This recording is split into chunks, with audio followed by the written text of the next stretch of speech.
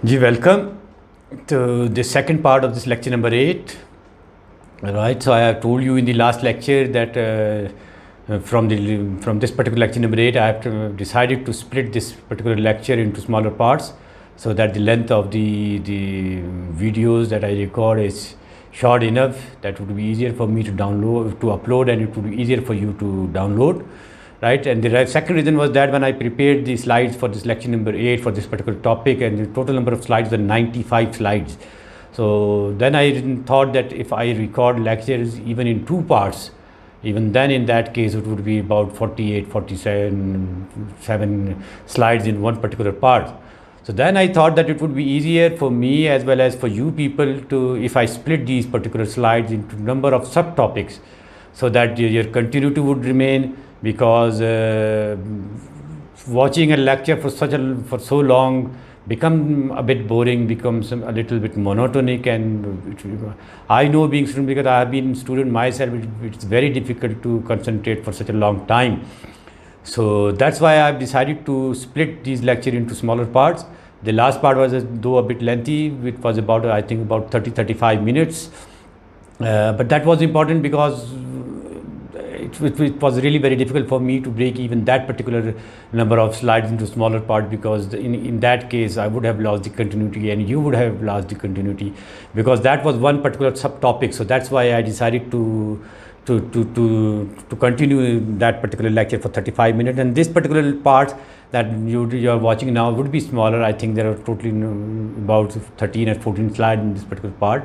Right, so do expect there would be more parts on this particular topic. As you already know that we were discussing the response of damped structure to the harmonics vibrations, and we developed in the first part the differential equation, and then we derived the differential solution of that particular differential equation. And today's lecture we are discussing the resonance for the damped harmonic forces. So as you all know, this is lecture number 8. Subject name is structural dynamics, code is C501, and my name is Dr. Salahuddin. I'm an associate professor. So we are discussing the harmonic vibration with viscous damping, and today's particular part is the response for resonance. And you all know that resonance occurs when forcing frequency and natural frequency matches. They become equal, the resonance occurs. Right, so we are discussing the response of forced harmonic structure. The vibration type is the forced harmonic, and the structure is the damped structure. It's not the undamped structure, and we are particularly considering the case of the resonance for that particular case. Right, so we are studying now the role of damping.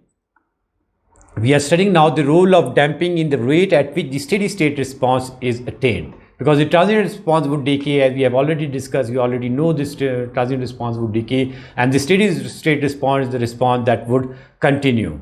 Right, so we are discussing the role of damping at which the steady state response is attained, and in limiting the magnitude of this response. You already know that the damping limit the response. So in limiting the magnitude of this response, in what case? When the forcing frequency is the same as the natural frequency. So that particular response we are considering for the resonance. So for the case of resonance, C would be 0 from equation 10. Whatever is the value in equation number 10, if you put the values of omega is equal to omega n in that particular equation number 10, you will get C is equal to 0. What is equation number 10? This is the equation number 10. So you need not to worry, you need not to go to the last slides. So this is the equation number 10. So if you put the values of omega is equal to omega n in this particular equation, you will get the value of C is equal to 0. As you can see, so 1 minus 1 is equal to 0, 0 ka square is 0, 1 minus 1 is 1, so you will be left with 2 zeta, but here it is 0, here it is 0, so at the end of the day you will get the C is equal to 0. You can put the values and you can verify this particular result, that whether it's true or not, that C is equal to 0 or not. So this would be 0 because I have already told you that derivation is not part of this particular course. The concept and the equation and the language and that these particular equation communicates to you matters a lot to you. So I'm not deriving going into the derivation of all those things. You can do, I have done few derivation in my initial lecture just to get you going, so let you to make you sure to ensure that you people do believe that yes, these are the derivation and these are the solution. You can continue, you can try it yourself, the derivation, and when you put the same value of omega is equal to omega n in this equation number 11, you will get the value of d, and that value of d will be equal to minus u st naught upon 2 zeta. And what is equation number 11? This is equation number 11. Okay, so these are the two equation 10 and 11, and putting the values of omega is equal to omega n, we get the value of c is equal to 0 and the value of d as minus u st naught upon 2 zeta. Right. So for omega is equal to omega n, the zero initial condition, so definitely we have to find out the values of a and b, right. So for constant a and b in equation number 18 can be determined as a is equal to this u st naught upon 2 zeta and b is equal to u st naught upon 2 1 minus zeta square under root. So these are the values of a, b, c and d for omega is equal to omega n, and we already know that the complete solution of equation number 1 is this. We have already derived this in the last lecture, right? So this is the transient part, this is the steady state part, and we say that the transient response would vanish with the passage of time and the steady state response would continue. So putting the values of a, b, c and d in this particular equation, right? So we'll get this particular thing. This equation number 18 would be simplified and you will get this. So this is the response of force harmonic structure, and those structure are the damped structure, and the response would be this for the case of the resonance, right? So next thing what we do, we plot this particular equation to get a graphical view. So the result is plotted as shown in figure. That would be next for system with damping ratio of 0.05. So the damping ratio is now only 0.05 and we are plotting this particular equation, and this is the response.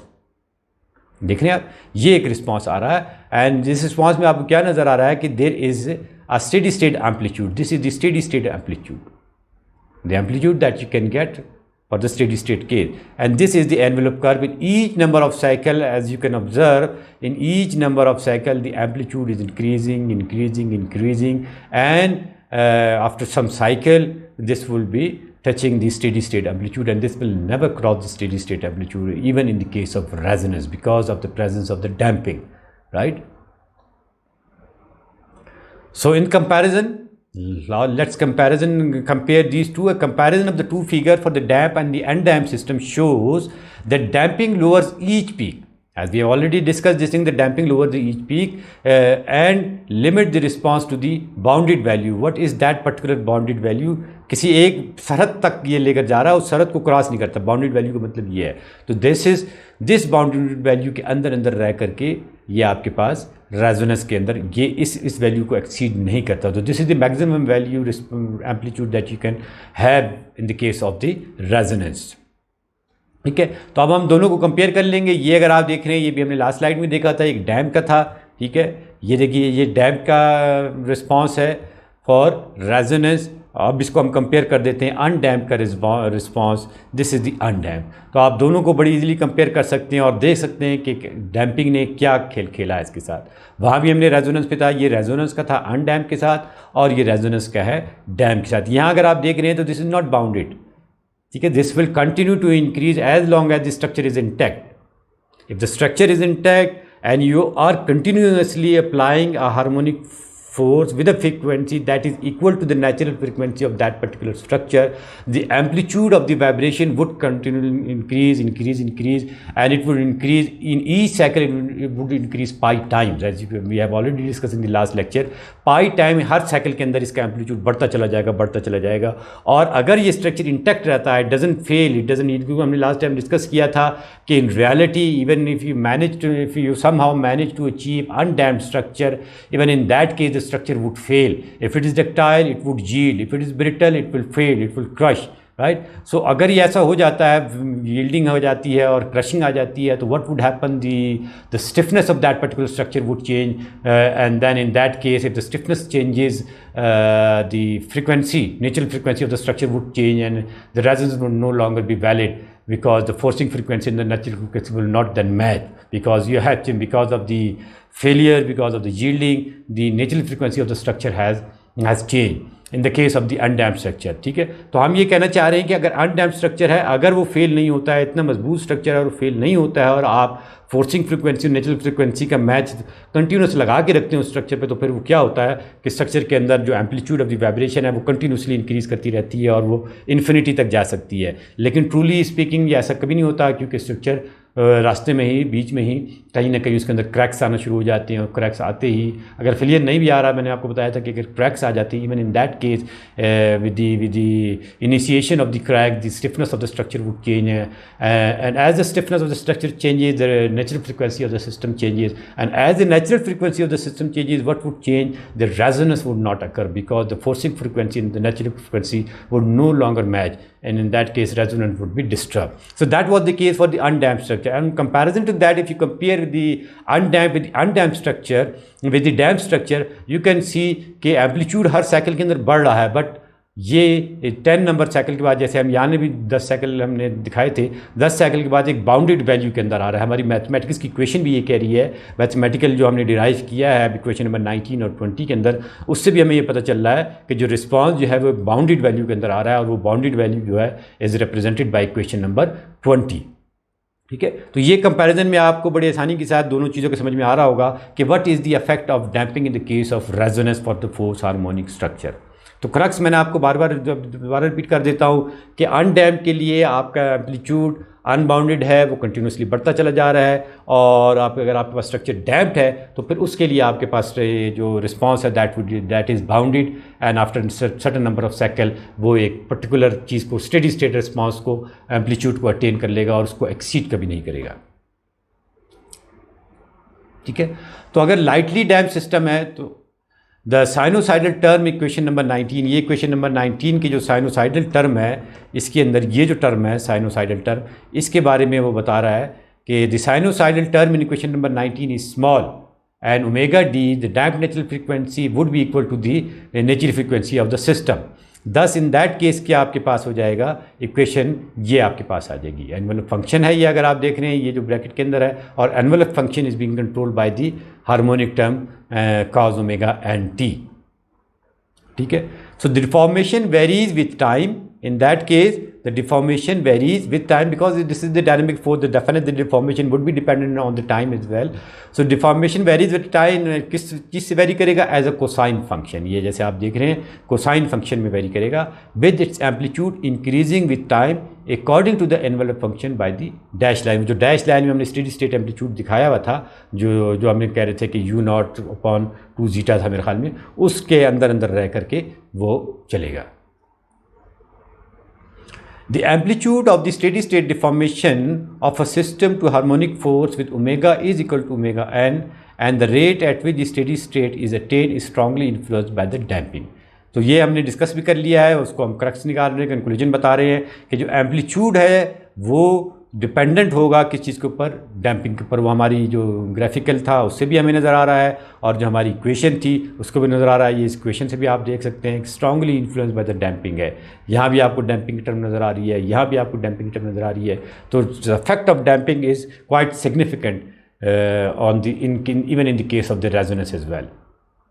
ठीक है, तो अब क्या influence है damping का, जाहिर सी बात है इस चीज़ का हमें सबूत देना है। हमने तो एक पर्टिकुलर फ्रीक्वेंसी रेशियो के लिए देखा था, अगर हम इसको कंपैरिजन के अंदर डिफरेंट फ्रीक्वेंसी रेशियो रखें तब जाके हमें इस चीज़ के ऊपर ईमान आ जाएगा, यकीन हो जाएगा। ठीक है ना, क्योंकि आंखों देखी चीज़ पर ईमान लाना ज़्यादा आसान है। जो मैं कह रहा था अब वो आपको यहाँ फिगर में नज़र आएगा। तो यहाँ इसने 3 डैम्पिंग रेशियो है, 0.01, 0.05 और 0.1 के लिए बनाया है। तो ठीक है, तो ये अगर आप देखते हैं तो ये देखिए ये 3 रेशियो के अंदर ये नज़र आ रहा है। तो 1 के लिए अगर आप देख रहे हैं तो ये एम्पलीट्यूड हर साइकिल के अंदर इस तरीके से बढ़ रहा है, 5% के लिए ये हो रहा है, और अगर आप 10% ले रहे हैं तो उसके लिए आप ये ग्रीन लाइन को देख रहे हैं। तो इससे आपको अंदाज़ा हो रहा है कि डैम्पिंग कितना इन्फ्लुएंस कर रही है। अगर lighter is the damping, the amplitude of the vibration in the case of resonance would be large. ठीक है, तो हम ये इस पर्टिकुलर जो पार्ट है लेक्चर का जो है उसके अंदर हम सिर्फ रेजोनेंस की बात कर रहे हैं।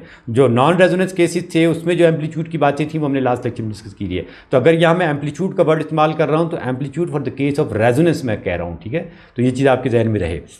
To study how the response builds up to steady state we examine the peak. अब हम देखते हैं कि कितने रिस्पांस में स्टेडी स्टेट के पर पहुंच रहा है। ये तो हम कह रहे हैं कि अगर आप रेजोनेंस को लगा के रखेंगे तो अल्टीमेटली ये स्टेडी स्टेट रिस्पांस और एम्पलीट्यूड की तरफ जाएगा, no matter how much is the फिर ये डैम्पिंग रेशो।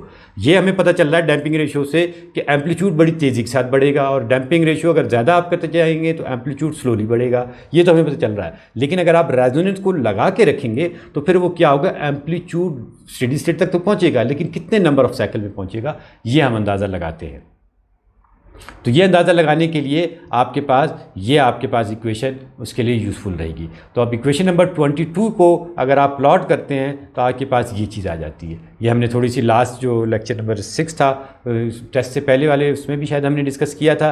तो ये अगर आप देख रहे हैं हमारे पास 2%, 5%, 10% और 20% डैम्पिंग रेशोज़ के लिए हमने कर्व्स ड्रा किए हैं और ये नंबर ऑफ़ साइकिल्स आपको बता रहे हैं। ये आपको नंबर ऑफ़ साइकिल्स बता रहे हैं और ये बता रहा है कि आपका स्टेडी स्टेट रिस्पांस के मुकाबले में कितने नंबर ऑफ़ साइकिल्स के बाद UJ divided by U not is the steady state amplitude. ठीक है, तो U अगर 1 का मतलब ये है कि इतने एग्जैक्ट 1 का मतलब ये होगा कि UJ is equal to 1, UJ और U नॉट दोनों बराबर हो गए। इसका मतलब ये है कि स्टेडी स्टेट एम्पलीट्यूड आ गया है। तो कितने नंबर ऑफ साइकिल के बाद आ गया वो आपको फिर ये एक्स एक्सिस के ऊपर जाके देखना पड़ेगा। ठीक है, तो अगर आप चाह रहे हैं कि 95% को हम देख लें तो इसका अगर आप यहाँ देखेंगे, इसकी मैंने एक्सप्लेनेशन भी दी हुई है। यहाँ से सिर्फ जो पहला नतीजा निकलता है वो ये निकल रहा है कि the lighter the damping the larger is the number of cycle required. ये हमने पहले से भी देखा था कि नंबर ऑफ साइकिल पर आपको ज़्यादा चाहिए होंगे to reach a certain percentage of U nought. ठीक है, अब फॉर एग्जांपल इस बात के लिए अगर एग्जांपल ले लें तो 95% ऑफ द U नॉट के लिए अगर आप पहुंचना चाह रहे हैं तो आपको 48 साइकिल्स चाहिए हैं if your damping ratio is only 1%। ठीक है, तो अगर आप ये 1% पे जाएंगे और यहाँ से आप देखेंगे तो ये आपको ये जो लास्ट इसका पर्टिकुलर पॉइंट है ये आपको 48 लग रहा होगा। तो ये इस लाइन को अगर आप इसको यहाँ से यूँ ड्रा कर देंगे तो ये 95%, ये 80 फिर 90 और फिर ये 95। तो 95% के लिए आपको कितने साइकिल चाहिए हैं, ये 20% के लिए 2% के लिए आपको 48 साइकिल्स चाहिए हैं। ठीक है, और 24 साइकिल्स चाहिए हैं अगर आपकी 2% है, 10 साइकिल चाहिए अगर आपकी 5% है, 5 साइकिल चाहिए अगर आपकी 10% है डैम्पिंग और 2 ही साइकिल चाहिए अगर आपकी 20% है। तो स्टेडी स्टेट एम्पलीट्यूड 2 साइकिल में आपके पास वो आ जाएगा रेजोनेंस की केस के अंदर। ठीक है, तो number of cycle required to attain would be greater if the damping is lighter. ठीक है, तो ये इसका क्रक्स है। तो ये मेरे ख्याल में आज का लास्ट लेक्चर स्लाइड थी इस पर्टिकुलर पार्ट की। तो इंशाल्लाह हम इसको कंटिन्यू करेंगे नेक्स्ट स्लाइड। ये टॉपिक ख़त्म हो गया है तो इंशाल्लाह हम जो नेक्स्ट है वो डायनेमिक रिस्पांस फैक्टर का इफेक्ट हमने देखना है कि वो कैसे इस पर्टिकुलर केस में आ रहा है। फिर कुछ वाइब्रेशन आइसोलेशन और जो डैम स्ट्रक्चर की एप्लीकेशंस हैं वो भी हमने देखनी है। तो काफ़ी और पार्ट्स आपके इस पर्टिकुलर लेक्चर के अंदर आएंगे। ठीक है, so thank you very much, see you in the next part.